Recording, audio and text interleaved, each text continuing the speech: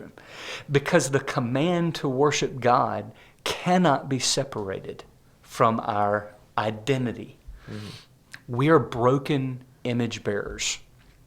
We're sinners. Mm-hmm. At our fundamental core, our need is not that we owe something to God. Our fundamental core need is not that we need to sing something to God. Mm-hmm. Our fundamental core need is this. We need forgiveness. Mm-hmm. And in order to be forgiven at this point in history, several things had to happen. God had to choose to forgive. We call this grace. Mm-hmm. But a substitutionary death had to occur. Mm-hmm. So God accomplished this forgiveness here by promising Eve that a seed would come from her, crush the head of the serpent, and that in fulfilling this promise, God designed or decided to temporarily accept the blood of an innocent animal until he fulfilled this promise to mm-hmm. Eve.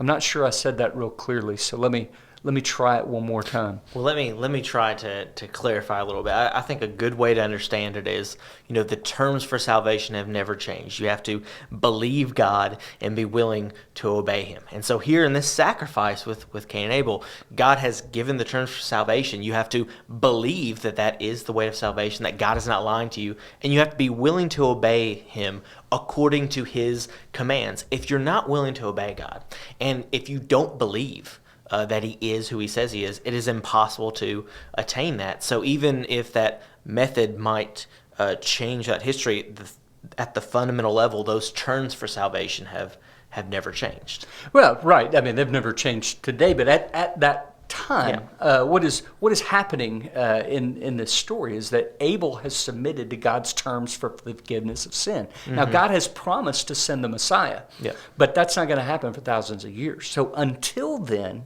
the way that God has determined that faith has to be expressed through repentance is through the bringing of a blood sacrifice. So Abel shows that he believes by faith.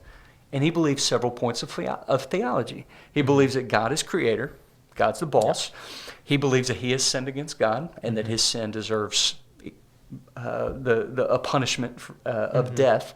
He believes that God has chosen to forgive, and he believes that God requires repentance of sin. He believes, finally, that the only expression of repentance that God accepts is the substitutionary death of an innocent animal. So by faith, Abel is worshiping God.